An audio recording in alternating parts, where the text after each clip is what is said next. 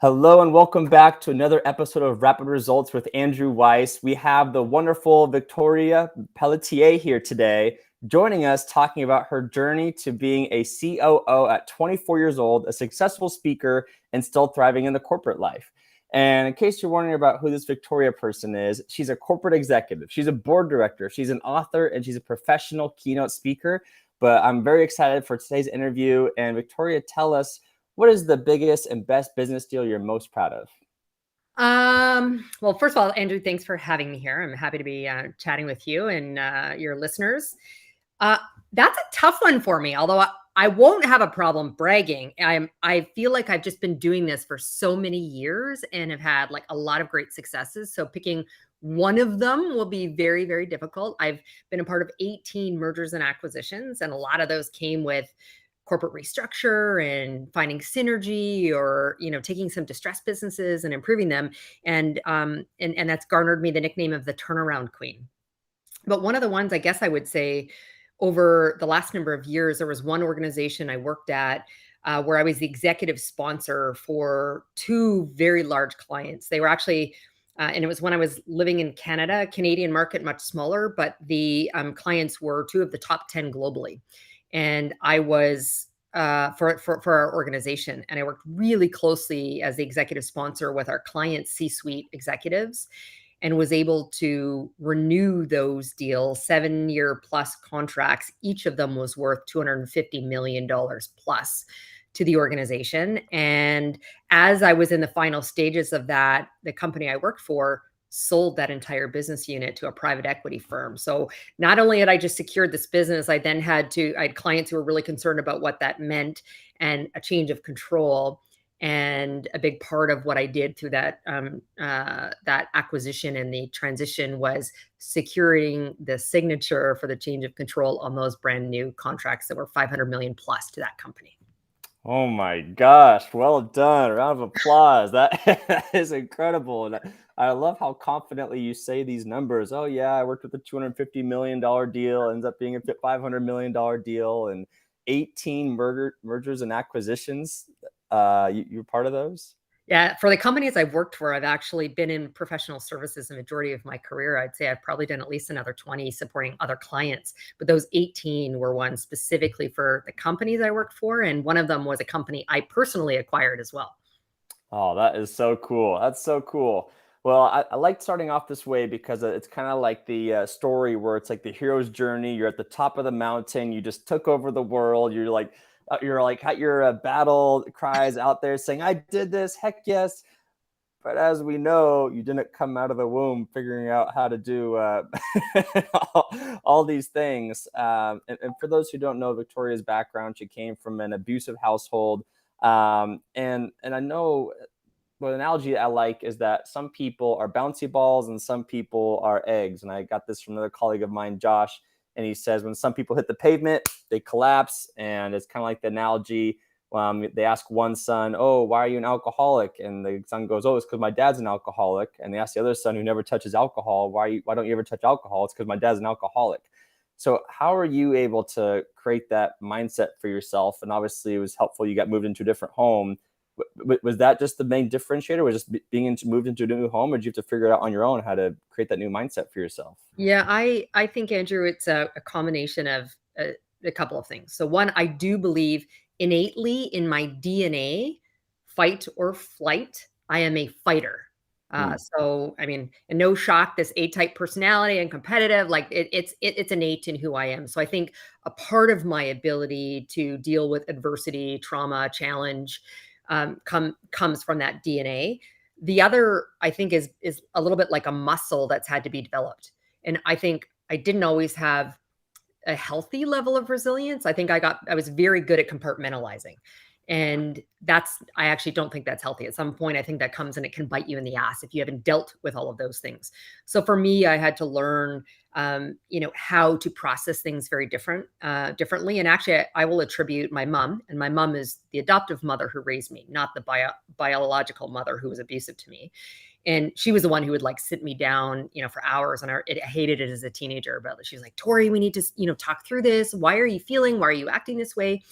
And that ability to be incredibly self-reflective over why am I feeling this way? Why do I have this initial instinct, or am I acting out? And then once I understand that, I can then start to model the thinking, the thoughts, the actions, the behavior to get to the goal or objective that I have. And that is always becomes kind of that anchor point for me. So again, I think it's a combination of what I've had to learn and exercise over time to be stronger at it, and also a little bit of that, DNA innately in me. And what percentage would you say is it nurture versus nature? I don't know. I question that regularly because I have two children, and if I hadn't birthed both of them, I'd think they were like adopted sometime. I mean, they're just so, like polar opposites. I'm like, do you come from me? Hmm. So I don't know. Honestly, I think it changes for different things. Quite frankly, like I do know some of my biological mother's family, and there's things that run in the family that, and because I didn't grow up with them, but I'm like, oh wow. So I'm part of the LGBT community. I was married to a woman before being married to my husband. And when I met some of my biological cousins, they told me like there's just a huge queer population in that family.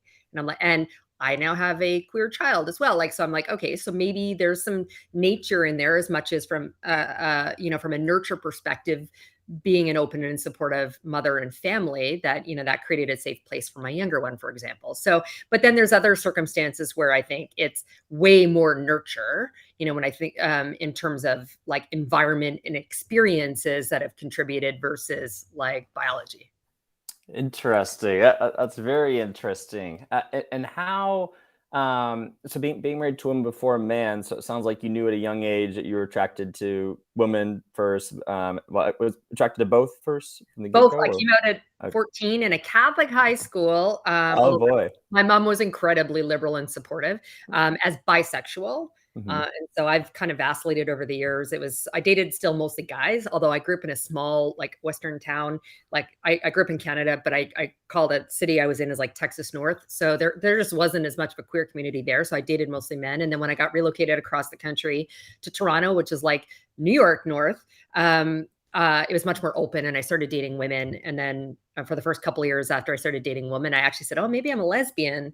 And then I just comfortably, in my skin, as I grew and matured, I just said, look, I like humans. I care less about body parts, Hmm. more about the individual. And so I use the word queer, because my younger one says I should say pansexual, because I could be with a trans person. So, and I'm like, look, there's so many labels now, and I actually prefer not to label it. So I say queer, it just means I'm not straight. Got it. And how did that affect your fight or flight, and just like, do you feel like it made things harder? Like, did you just like, oh, it's irrelevant to what my aspirations are? Like, how does that affect everything? Um, I've been really fortunate to not have it had a significant impact, but I will say in the corporate world, it's at times been challenging for me. I think earlier in my career, I've never hidden it. In fact, when I got pregnant with my older son, we made front page headlines. And my wife and I, there as I was pregnant, and it was when Melissa Etheridge came out and said David Crosby. So it was time, and they came to interview me for a quote, but loved our story, and I was like a picture in the on the newspaper. So I wasn't hiding it. However, when I met clients who I didn't know, for example, if they would be accepting, I played the pronoun game. My other half, or I would say partner, which a lot of people just assume now means you're gay. But so I did that just until I could kind of suss people out. Hmm. I stopped doing that though many years ago. But where I did see is there was a few instances where I had some colleagues who were horrible to me. One in an instance where I led our client management and operations team, and he was the leader of sales, and he said, you can never come in and meet with my clients. And it was just, he was a very devout Mormon. And so the fact that I was married to a wife, and had two children with that wife, he was just beside himself. And so he was awful. And so I had to experience that and still show up professionally and do my job every day. Interesting. And so, yeah, what do you tell, yeah, people, that community who do have to go through that, who do have to be prejudiced against just based on who they love? Like, what do you tell them to stay strong, stay encouraged, like just smile and wave? What do you tell them? I, um, Well, a number of things, and some of it depends on where you are. And so I moved to South Florida a couple of years ago, and so this is not our governor, and this is not a state where it's as open, and or if you're in other parts of the world, quite frankly. And so my message will vary based upon that. Like I always want people to be safe, but I will encourage everyone to find others like them who can talk about their experiences and share and give advice and support, and to seek help as well if they need to. So if it's a psychologist or a psychiatrist or someone to help because of the experiences and lack of support they might have for their family, then find that support rather than go it alone or just suck it up and smile and move forward. But then also I'll say where they do feel there's safety personally, that our voice is our power. And so to speak up to that. So if they're experiencing discrimination in the workplace, for example, to make sure maybe you might not be comfortable having the conversation directly to the face of the individual who's done that to you, but take that to your HR team, take that to your leader, and try to make a change and move that forward. And if you're an ally, I would ask you to do the same. If you see something, say something. No, it makes sense. It makes sense. No, and obviously, yeah. I mean, for those listening, I'm definitely a big advocate for treating people fairly and not caring how people look or how they think towards others. Just like, yeah, do it based on merit, and that's the most important at the end of the day. So let's go into talking about. So you became a COO at 24 years old. What would you tell that 16 or 18-year-old out there what it would take to be as cool as Victoria and say, you know what, if you want to be a COO by 24, here's what it takes, here's what you got to do. What would you tell that person? Well, I would tell them I think I was fairly unique and had some circumstances that enabled or contributed to me taking that role at at an early age, because I think it's a little bit more of the exception than the rule. So thank you. I'm happy for people to look up to me and aspire towards that. But the reality is, I actually think it's a significant challenge unless you're building your own business, to move into some of those roles. But the reason I was able to become an executive, the COO at 24, and a brand new mother, so that like you just layer on a bunch of things that happened at that point, was I started in the workforce at age 11. I worked in a hair salon. I mean, my adoptive parents were not very well off. My dad was a school janitor, my mom a secretary. I never needed to worry about food or clothing, but there was no extras, there was no vacation, there was no, high school grad trip, none of those things. So I started working for the extras. And by 14, I was the assistant manager. And so my first people leadership experience in the shoe store I worked at. I graduated high school at 16, started working in banking throughout university or college, and got promoted within 6 months, even in that environment. And I was a voracious learner. And so I focused on making my skills better, learning more, and being really focused on being a top performer as well. And so, that helped dramatically. That COO role, there was not luck. The doors opened to me because I had large scale operations in a contact center environment. And this was an outsourcing company. So contact center outsourcing, and they had large banking clients. And I'd spent the last 6 years working, in banking environments. And I showed up with confidence. So the 16 or 18-year-olds you want me to talk to, I'm going to tell them, focus on your performance and your skills and making and developing yourself.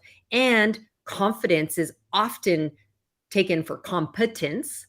I don't believe in fake it till you make it, but I do actually believe showing up confidently with an ability to talk about your skills, much like you started this interview today, like go out and brag and talk about. That certainly helped. I was exceptionally insecure. Imposter syndrome was real in that regard, and it was a stretch role for me. But I had a number of skills and experience that was relevant, and I learned to talk confidently about how I could build the bridge in the areas that I was missing. That makes a lot of sense. Anyone who would start work at 11 years old and graduate high school by 16, that I think obviously tells a lot about you, but it also shows too, like, yeah, even if you do start work at 13 or 16 and graduate at 18, like, that's what I've learned too. Like, it's not the years in your age, it's the age in your years. Like, it's just like me and my wife, for example, like the question was asked, like, oh, how long should you wait to propose? Like, And then I was discussing with friends like, oh, you got to wait at least 6 months. And I'm like, well, what if you spend every single day together for 3 weeks versus the couple that spends once a week together for 6 months? Like, you're going to have a lot more time in those 3 weeks than 6 months. And so I like what you said too, like just like taking advantage of the present moment, of just like really going after it. And just like, it sounds like you've always had kind of like a hurried mindset then, since your adoptive parents took over, you had a fighting mindset. And I did want to ask about the imposter syndrome, because obviously that is still one of the top things that people hold themselves back with, is thinking they're not good enough, they can't figure it out, they're not going to be able to do it. So tell us how you were able to work with your imposter syndrome to be able to accomplish those things. I am I'm a big believer that if we don't challenge ourselves, the growth and therefore opportunity will not come. And so for me, I regularly lean into things that make me uncomfortable. Uh, and and that discomfort can come in, and the imposter syndrome comes through a lot has to do with fear. And so, my advice is to get comfortable, in that, and asking for that next opportunity. And actually, just as a leader as well, a big part of when I'm looking to hire people, I focus on their potential as much as I do the experience and the education and known performance as well. And so I'd encourage everyone to, again, lean into the discomfort, to spend a lot of time reflecting on the things you are really good at and where you have experience, and those areas where there might be a gap. uh, Gain confidence in terms of how you can bridge that gap, whether it's education and reskilling yourself, or surrounding yourself with people who can complement you in the areas where you might be lacking. Does imposter syndrome ever go away? I don't I think in people who have some great humility, uh, I don't think it does. I don't think it Interesting. does. The confidence versus arrogance line, and when it broaches into that next one, maybe it goes away. But then I think our ability to be truly great diminishes if we don't have a little bit of fear or concern around what that, like, the future looks like, and our ability in those roles. It's kind of like, getting butterflies before you go on a stage. That, as a speaker, like, that rarely goes away, but that's excitement and confidence, and gives me, like, almost, better performance on stage. Interesting. So with imposter syndrome, just like recognizing that there's always things that we do know. It's okay to have that gap of things we don't understand. And I guess so. We kind of flip the script on using imposter syndrome as motivation, saying, "Hey, it's okay because it means we get to learn more and be and research more and do what it takes to kind of be more comfortable with it." Is that essentially what you're saying? Yeah, yeah, and I think everyone has it. And it's interesting. I spent a lot of time coaching a lot of women in particular, and it's more prevalent in women, just than it is in men. Hmm. Even and the precursor to the imposter syndrome, like, not even applying for that next role or opportunity because they fear they're not perfect, right? So there is data that shows that women will not apply for that next role or opportunity unless they believe they have like 9 or 10 out of the 10 skills requirements. Men will apply at 5 or 6. Uh, Interesting. and Yeah. so I would say, yes, get comfortable with the discomfort, but, like, don't hold yourself back. You're going to step, others might look at you, even if you don't have all 10 of the skills, or whatever the requirements are. Hopefully you're going to find people like me who not only look at, the skills and experience and requirements that you do meet, but again, the potential that you have, to learn and be better, and eventually, meet all of the requirements. Yeah, so you mentioned, yeah, like what you said, like hiring based on competence, but also based on potential. How do you measure someone's potential when you're talking to someone? Like, how do you gauge that? Uh, Honestly, I think that's a little bit more gut feel. I think it's a lot easier to validate, um, skills, experience, talking through, successes that they've had. The potential, for me, comes through dialogue over the, their readiness to improve themselves, and be a problem solver, and innovate. And so getting them to talk through a little bit, of that, and how do they solve for some of those gaps. Uh, that in itself tells me around their propensity to learn and their potential in that role. And then let me not also forget, I mean, I'm also hiring for fit. I want the right kind of team members, to build the right kind of cultural organization that I would want to work in. Interesting. So do you have like these like go-to questions that you like to ask people to like gauge their potential? Like I remember I love reading the interviews of Jeff Bezos, and that's how he decided like he was going to marry his first wife. It's unfortunate they didn't work out, but obviously, anyway, he asked like, I knew I wanted to marry this woman because I knew if I was stuck in a third world country in a prison that she'd figure out how to get me out of it. So is there any like questions like that you like to ask candidates to see their quote unquote potential and figure out how they operate on things? I so I first of all, I hate being scripted. So it's interesting, like the recruitment teams will often like prepare hiring managers with a list of questions potentially. And I'm like, yeah, yeah, yeah. Like I'm not following that. And so for me, so I kind of navigate and go with the flow. But the questions generally will be, and I want them to be real life. So sometimes like I'm a leader who wants to be incredibly transparent.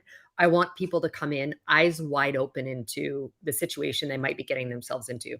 And so for me, the question will be like, place yourself in this situation. And I try and make it an actual real life one. This is the dynamic you're going to come into. Based upon what I'm describing to you, I want you to tell me how you're going to solve for that. And so they have very little, unless I mean, it also tells me how much research have they done about the organization, about me, about other things before coming in. So their ability to have researched, like done this homework, that in itself tells me something. And their ability to think really quickly around an innovative solution to solve the challenge I've put in front of them. However they respond, that's where I'll make a basis on what do I believe their like potential, propensity to learn, those sorts of things look like. Yeah, it is always fascinating to me. Like I haven't done, I've obviously done a few interviews in my life, but like it's always curious how all these interview questions. It seems like it takes away from what you'll actually be doing once you get hired, and not enough companies ask like, all right, listen, you're applying to be an accountant. Our firm is working with this hypothetical situation. How would you act in this, and how would you navigate this? Versus like they'd say, oh, tell us your life story and tell us your strengths and weaknesses, and like and it's always curious how like they ask questions that aren't always relevant too. And so I'm curious, like, is there a percentage of like quote unquote relevant questions that you ask just to get a sense of their personality? Like how do you gauge the percentage of relevant to work versus overall questions to understand who they are for a culture fit? I am I operate in a space where in the types of people that I'm hiring, it's not quite as easy, as you might. So like hiring someone who's a developer or an accountant or, that's a really like functional expertise. So on one, I'm hiring at a more senior level. So I assume that they, have, reached a lot of those qualifications. But a lot of what I'm hiring for are other leaders of people or leaders of client portfolios. And so what I'm going to be doing in that interview is trying to really get a sense of who that person is by building actually right off the bat a trusted relationship that's built on being, in my case, radically candid. So I'm going to be really transparent. I'm going to be direct with you. I do that from a place of care and compassion, but that actually will breed and build trust. And so I do that from the get-go when I'm meeting someone. And then so that I want to get to know them as well. So I spend a big part of the interview assuming that all the other interviews they've had before they've gotten to me, a lot of those technical questions have been answered already. So I want to know a lot to do with fit. How do you, and then whether that's as a leader of people, I worked in lots of Fortune 100 or 500 companies, highly matrixed organizations. You have to be adept at navigating a political landscape and managing through influence. So I'm going to ask questions like that. I want to see, how do you engage with clients? How do you build relationships? And so a lot of it is a much more casual conversation and scenario-based questions where I just want them to tell me around times they've had in the past where they've dealt with that, or if this was the current scenario, how would you handle it? I love that. Those are great questions, and just like I like that, just like the human aspect of things. Because at the end of the day, yeah, anyone could do a service, but obviously, people remember is not what you did for them, but how they felt while you were helping them. Essentially, Right. according to Maya Angelou, that's why I put that quote on my LinkedIn profile. People forget what you said and what you did, but they won't forget how you made them feel. So I like how you ask questions around that. And I want to shift to the your speaking side of things. So you developed a, as you mentioned, six-figure side hustle off speaking, and people are like, "What, six figures? I wish I could make that in a year in my life." And you're able to do it as a side hustle. Like that's so incredible. Tell us more about that journey, how you got involved with that. So I've been speaking for 20 years, the last 10 or so professionally. And the first 10 was just going and speaking at conferences or events related to work. And then I've always been, coaching and mentoring people in the workplace, and the professional speaking grew a little bit out of some of those dialogues. So talking to the employee or business resource groups, talking about my career journey, and my why. And so I started sharing it on smaller scales, and then it sort of exploded. And that was also a shift for me to sharing as openly and transparently about my own experience. And I I love the opportunity to engage and share.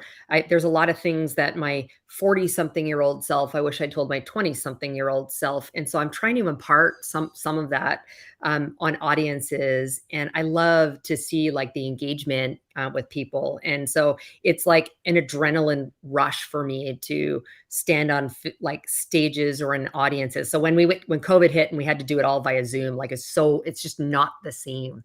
And so I speak on things that I'm passionate about. I said I don't like to be scripted. So although there's six or seven different keynotes that I deliver all the time, they're never exactly the same because I'll feed off energy. And sometimes I feel like I'm going to tell this story versus another one.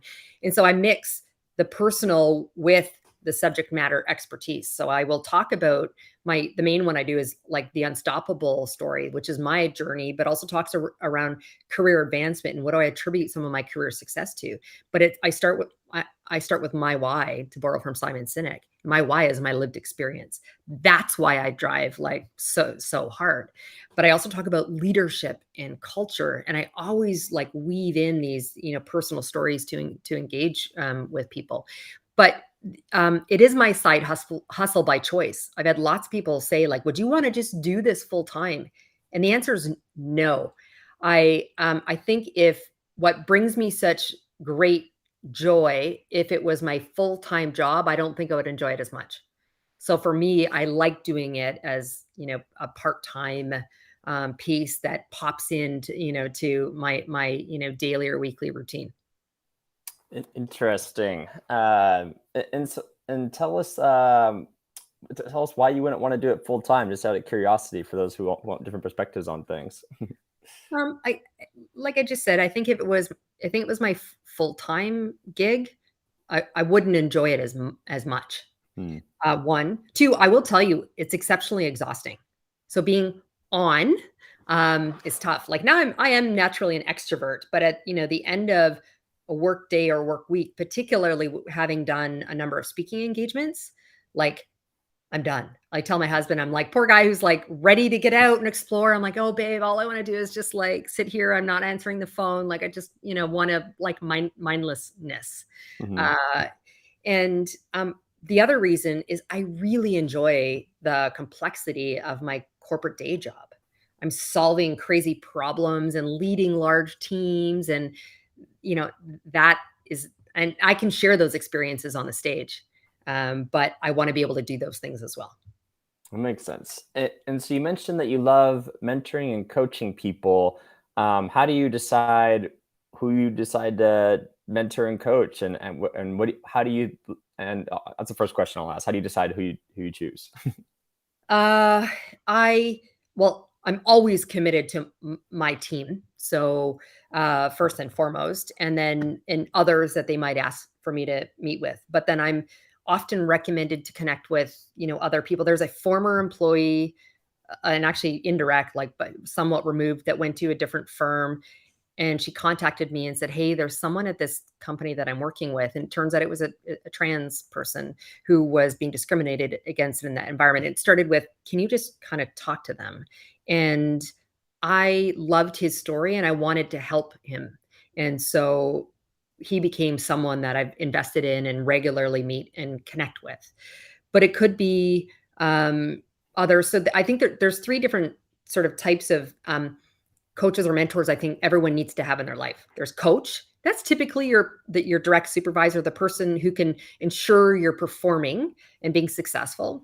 Then there's the mentor and who can help guide you. And it doesn't necessarily always need to be hierarchical, like someone more senior than you. Like if you're looking to shift functions or industries, you actually want to go out more broadly to gain other people's experiences. And then there's the sponsor.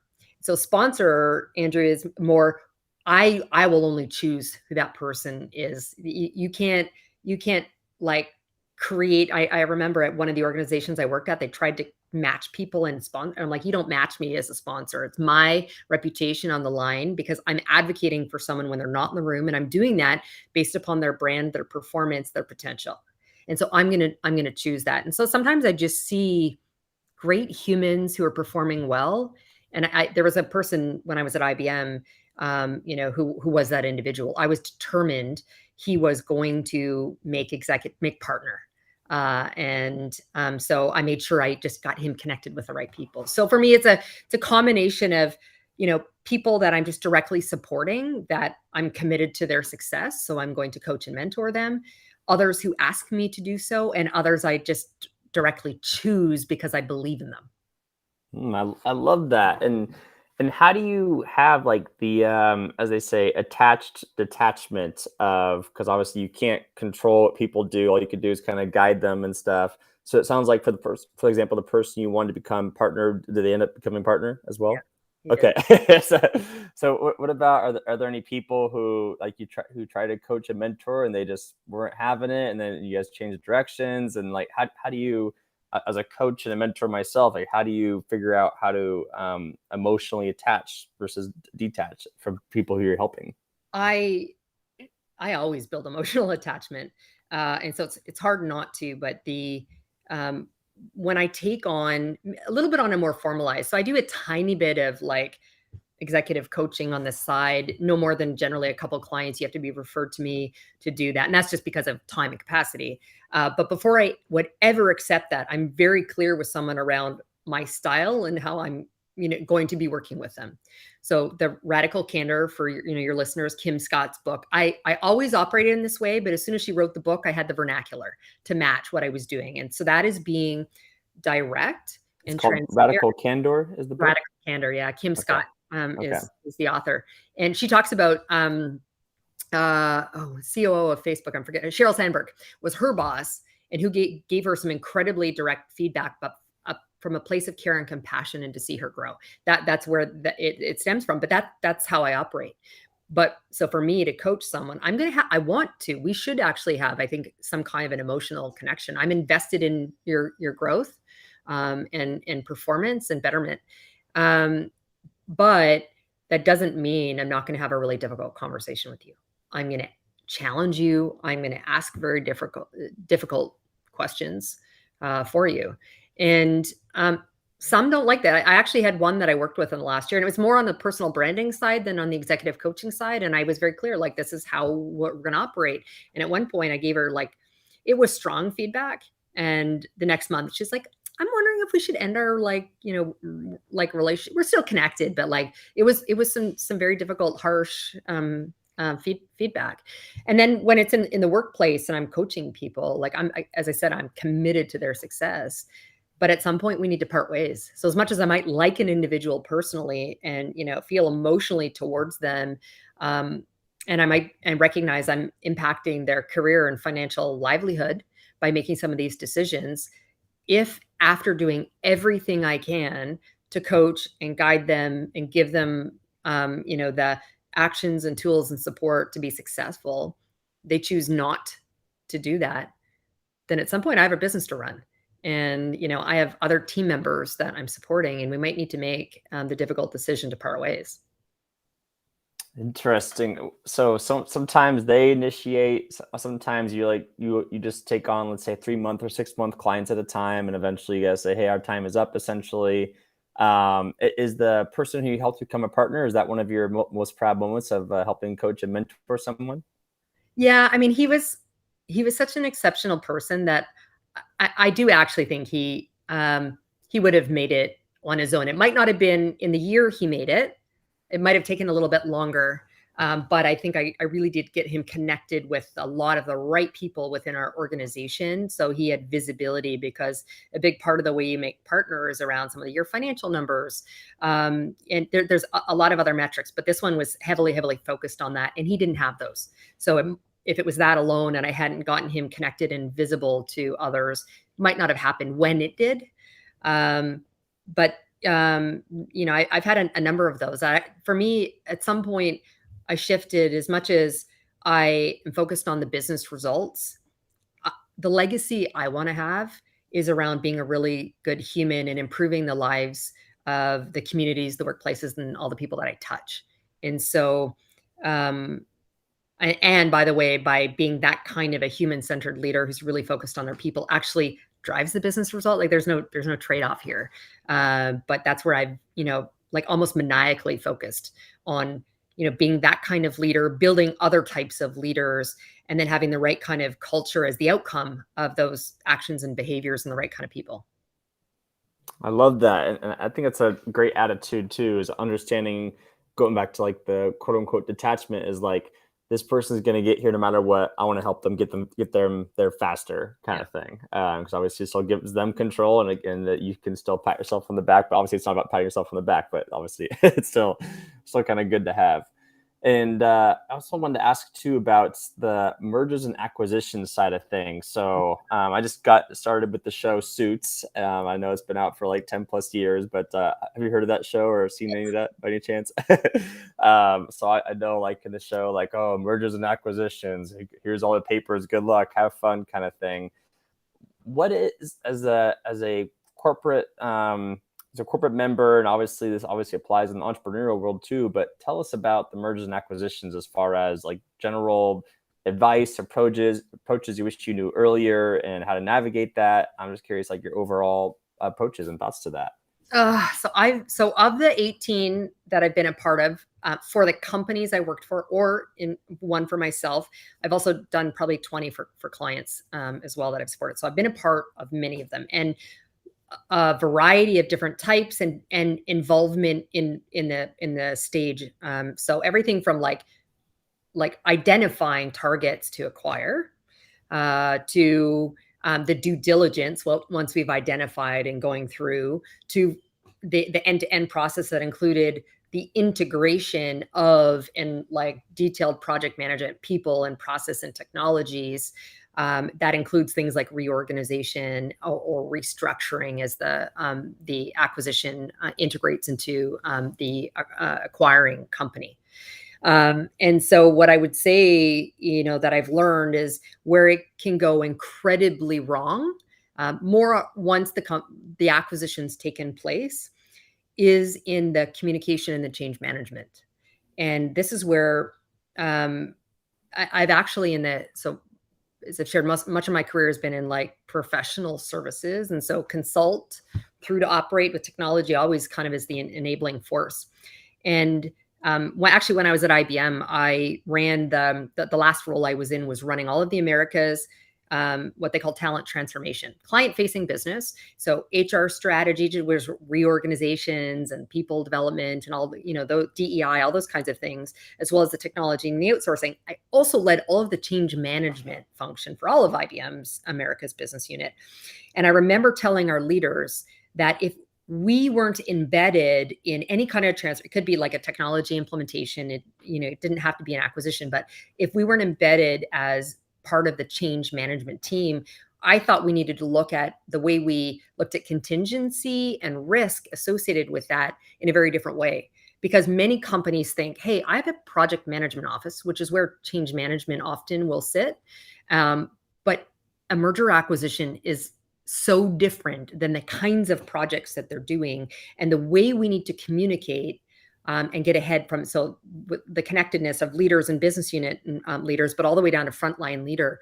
That is so important. So I think if we don't have outside support to help us with that, and we're not really careful around crafting the messages and being transparent, like it creates incredible fear, in the people, particularly those who've been acquired, but everyone, they're like, oh my God, most people expect there's going to be some kind of synergy savings expected. So what does this look like?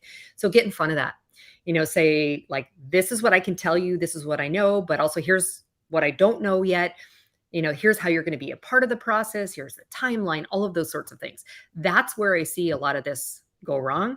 And the other would be in some of the due diligence that gets done upfront, whether it's on understanding the contracts, contract values, the operating profits, those kinds of dynamics. Those are important. Certainly when we're talking a little bit more for some of the entrepreneurs here who might be thinking about selling their businesses or potentially acquiring one to run. I love that, the due diligence, and like, how often is it where like a company will quote unquote make up numbers or exaggerate them during this process? Like, how do you how do you navigate that? Well, so I personally have had that. So I acquired a data and analytics company a number of years ago, and my financial model was a multiple of the operating profit. And I did a significant amount of due diligence. I had client contracts. I had, the financials for the last number of years. And sadly, the woman I bought the company from misrepresented, and there's a few files she didn't put in the due diligence reports to show she showed that the operating revenue was a certain number, but it turns out there was a massive kind of grant that is an operating revenue that got built into there. And so that was one of the, client contracts and invoice and whatnot that didn't go in there. It was a material impact. And so be really, and get support. This is where, there are lawyers and firms that are experts in this. If you have not done this before, and I had done it multiple times, and there was still, and so this was just a bad actor. Right. So I had to sue her. Wow. Interesting. Yeah. So that went wrong. But I knew what I was doing, but I would tell others, like, you don't let that happen to you. There's a lot of great questions to ask. In this case, I was also buying technology. And so although I worked in technology businesses and I know a lot about technology, I don't know code. I'm not under the covers. So, I had people who came in to help me with that. So please make sure you're getting some support with people who have experience and can ask the right questions. So it's still pretty good. It sounds like out of 40 plus M&As you've dealt with, you've only had to sue one of them. Yeah, sadly, it was me personally. It wasn't, one of my companies who have a much bigger, pocketbook for that. Oh, it had to come out of your pocket, even though you're representing the company? So the one I referenced, I personally bought the company. It was, Oh, yeah. It yeah. was like an investment I was doing. I ended up running it as the CEO. I didn't think I was going to, but it's the way it worked out. But no, it was me personally making an investment in acquiring a company. So, man, the legal fees were coming out of my pocket. Now it all worked out, etc. So, all good, all flush, but it was an incredible learning experience. But for the companies I've worked for, none have gone that horribly wrong. I've seen some of the business outcomes not achieved that they built into the business case for making the acquisition and the integration, but most of that had to do with the leadership, the change management, or not being aggressive enough in changing some of the ways they were doing business. Yeah, that was gonna be my next question, is how you determine, because obviously it's a stereotype that whenever there's an M&A, like they go in and clean house, like starting from scratch, hiring all these new people. Is there any advice you have for giving people, like whether that needs to be done or not needs to be done? Like, how do you approach that? So it really depends. And if you look at a lot of the private equity companies, they want a person they trust in. So they have this portfolio of companies, and they'll often embed people into the company because it's their investment. And so a lot of time that's the CFO. Many times it's, the founder of the company that they, have acquired, but like the way they manage it is. And so I see that quite frequently. I don't think it's necessary to do that, but I understand why that they're doing it. But I don't think there's a need to be cleaning house per se. And where I have seen it gone wrong, and it could have potentially for me, there was one company I worked for, we did 6 acquisitions in 18 months, and I was running all of the North American operations and client teams, and so most of the people sat in my org. And so there was a significant expectation for me to take millions of dollars out of our full-time equivalent, our FTE count. And I could have brought together into like the way I organized sort of the client portfolios logically. But the way I'd organized, there was one particular woman from this one company that we acquired who was exceptionally difficult. It took me a solid year of working with her to even get her to trust me. I mean, here I was, Wow. this 30-something-year-old Canadian coming down to New York who hadn't been in the industry. Her whole career, she was probably 20 years my senior. And so she's like, who is this woman? But had I not deeply understood the institutional knowledge she had around the company we acquired and the client. So she was the leader for a very, very important client of ours. And had I not made sure as part of my process through post-acquisition in the integration to meet with our clients, I could have mistakenly made a decision, in part because she was very difficult and not all the team actually really liked her and her style. But had I not engaged with the client to understand that some of the dynamics there, we would have lost that business, a multi-million dollar a year client for us. And so I knew that wasn't an option. So instead, I had to like deeply commit myself to getting her on board, starting to even just trust me. And so that was a lot. As I said, it took a year, and that client continued to grow for us. And so that's where cleaning house without like going through this exercise, like I said, this could have cost us heavily. And so I just be really mindful. And so you can build macro organization charts. I'm a big fan of build the right structure and put the people in the boxes versus the other way around. That's a mistake. Building structure around people doesn't often gain you the financial benefit. So do it the other way around. But as you're populating those boxes, make sure you have that understanding. And then there might be some exceptions like this woman was for me. Sorry, you said create the structure first and then put the people in the boxes versus creating the structure around the people. Right.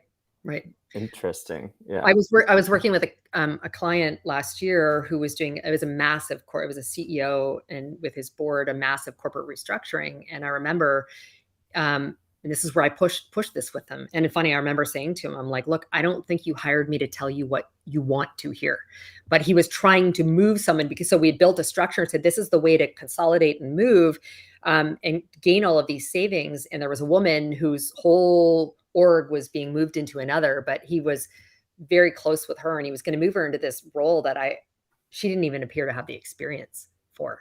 And so that's where I'm like, okay, well, so here's the structure. And we put, the right people into those boxes. And he was trying to build a very do a quasi between those two of them where, he's trying to create things for people based upon relationships and those sorts of things.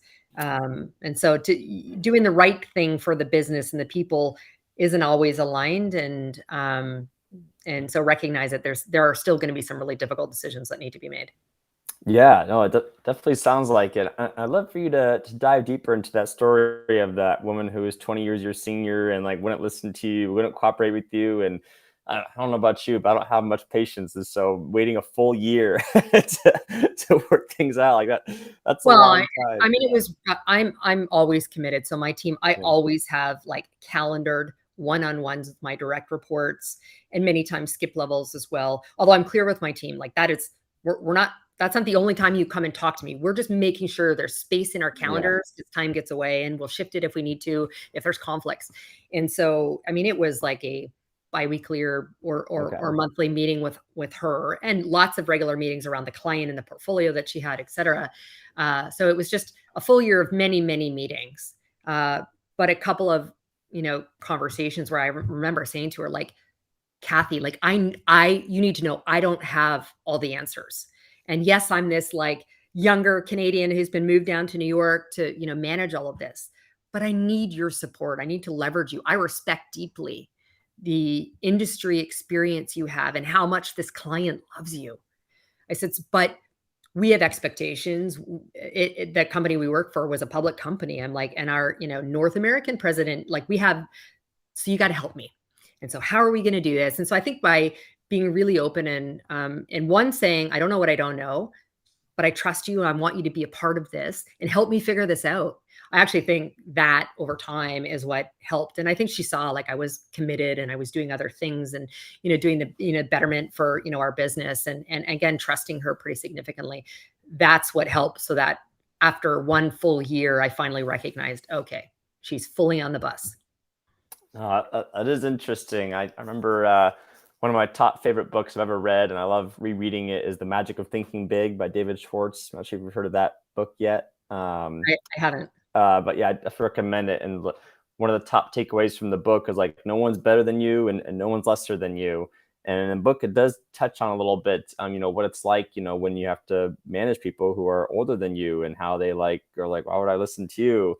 And so I'm curious too. So with this Kathy example, how did you get her to eventually work with you, even though she's like, well, why are you even here then if you don't have all the answers? Like why should I even budge at all if I know what I'm talking about and you don't? And so how do you help navigate that? I think this is a little bit, Andrew, to our conversation around imposter syndrome, that self-awareness. So my ability to say to Kathy, like, yeah, I think at that point, I only had a few years in that particular industry versus her 30-year career in it. But I had, at that point, other M&A experience, integration experience. A big part of what we needed to do was integrate all of the different technologies together. And I had previously been running the shared services environment for that organization before then taking over all of the North American operations and moving down.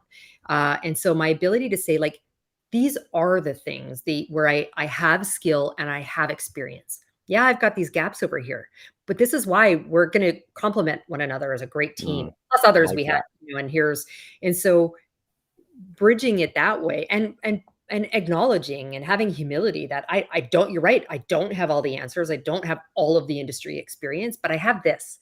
So how about my this and your that and so-and-so's Y or Z, like that all brings it, together and is what will make us incredibly successful together. I love that. And just so a big part of it is reminding them, hey, we're on the same team here. There's ways we can complement each other. Yes.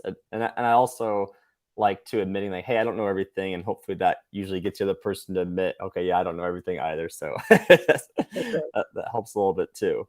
Well, thank you for answering these questions about mergers and acquisitions. I have a few questions left here. So tell us more. So what is your current mission and end game that you're working on that you want to help change the world?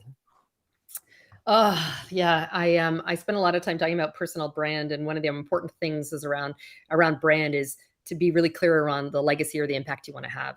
And so mine, I did say a little bit earlier, is around like I want to be known for making our communities and workplaces much more diverse and equitable and inclusive, and supporting those, in our communities and workplaces. So for everyone, I continue to say community workplaces because for me, what you see at work is like that's the same Victoria as what you see out. I'm committed to and advocate for those things. So for me, I have a few different goals or objectives. One is from the corporate day job. I want to go back to being the CEO, or like another C-suite executive outside of. I want to go back to being the client that I consult for versus working in these professional services companies. So that's a goal there. Ideally, in a smaller organization where I can leverage that M&A experience and transformational experience, like ideally in a private equity, company, something like that. So that's kind of my target, like next step career wise. And then from a public speaking standpoint, I aspire, I still want like TEDx to come directly to me. Oh, sorry, TED, not TEDx, because actually TED, yeah. I'm going to be doing a TEDx, but like I want to be on like the Simon Sinek, Adam Grant, like Brene Brown level at some point. So yes, I have a six figure, but like some of these people, like I spoke after Gary Vaynerchuk at some event, and yeah, no, I'm like, people were there for Gary. Like by the time like I got on stage, like it had started to thin out. Like they clearly weren't there to see me. But to be able to command, the audience, I've spoken to thousands of people, but like to fill up a massive auditorium myself, because people want to hear the message, that's aspirational, for me. And then I've had one a long, long time, as I'm a wife and a mother, and mother in particular, is to raise two really good humans. And so mine are 23 and my younger one turns 19 next week. And they are great humans. And so I'm proud of that. And I said one or both of them needs to at some point. I'm still not even 50. I'm like, so not for a long time, but make me a grandmother. Oh. Well, whatever health routine you're doing it very well. So sort of lots of yeah. And just out of curiosity too, like what is your secrets to fitness success as like literally a corporate corporate member, and like being a mom? Like how do you find time for your fitness for those people So who are? I have a saying where there's conviction, there's capacity, and that's in all facets. So whether it's people who want to become entrepreneurs and they say there's no time, and I'm like, nope, there's your 9 to 5, and then there's your 5 to 9. So choose wisely how you spend your time. And so if you have conviction over something, you can create the capacity. But it also means there's a lot of work you need to do around the boundaries you create and the discipline around it. So for me, I am a fitness fanatic. I work out 6 days a week. Prior to moving back to the US, I played hockey several times a week. I know, good Canadian girl. Nice. Although I didn't pick it up till I was in my 20s, but but doing those things meant a number of things. I've long since gone to bed earlier than my children, because I get up early in the morning to work out. So like lights out for me has been like 9:30 or 10 o'clock. And so I block my calendar before 9 a.m. When I'm in a North American role, it's easier than when a global role, but like I block it because people were just dropping like 8 a.m.s on my calendar. And I'm like, I'm literally just stepping out of the shower oftentimes. This hair, for those who are watching video, takes big mane of blonde curly hair takes hours to dry. I don't want to look like a wet dog on camera, at like Yeah. 9 o'clock in the morning. So I block my calendar. I also make time for networking. And so again, pre-COVID, a little bit more so, because so much now is still through video, but to go and network with people, to have lunches and networking and those kinds of things. So that's how I make space for many things that are important to me, both from a fitness perspective, from an engagement with people perspective, or even for my family. I've always had this like saying there to my team, even before the remote working ratcheted it up, where I say there's no schedules, there's just deliverables. So for me, both my kids played competitive sports. And so if you didn't have to ask me for permission to take your kid to soccer, or an aged parent to a doctor's appointment, like just you get the work done when you need to, and there's deliverables. And so if I need to block time in the morning for working out, or in the evening to go to a kid's, hockey game, then I'm going to do that. But then I'm making choices. I'm not watching Suits and Netflixing all night, because I'm going to hop back online and going to clear out emails or do whatever. Well, makes sense. I love that. So it sounds like you do workouts in the morning, and it's just that's non-negotiable. And I like that quote, where there's conviction, there's capacity. So making it work. Well, we have a couple questions left. The first one, Victoria, how can we contact you? How can we get a hold of you? For those listening in, they're like, oh my gosh, I'm so inspired. I got to connect with her. How can they best do that? The easiest way is to go to my website, which is Pelletier.com. And I'm sure you'll have it in the show notes, so they don't need to worry about spelling the last name.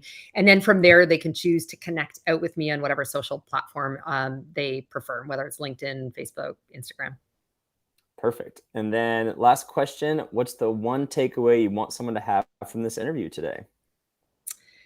I use the word unstoppable. I think I said that's like my personal motto or philosophy. I want to tell your listeners that they can live their own version, whatever their unstoppable journey looks like. They are the CEOs of themselves, brand you, and making choice. And I think there's great opportunity and potential. But to bring back one thing I said earlier, you need to lean into the things that will make you uncomfortable, because it is with that that the growth and opportunity will come. I love that. Well, this has been so fun, Victoria. Thank you so much for coming on today. And for those tuning in, definitely make sure to say hi to Victoria. As you can see, she's passionate, she's tenacious, she's here to help out, and she knows a little bit what she's talking about. And so definitely connect with her.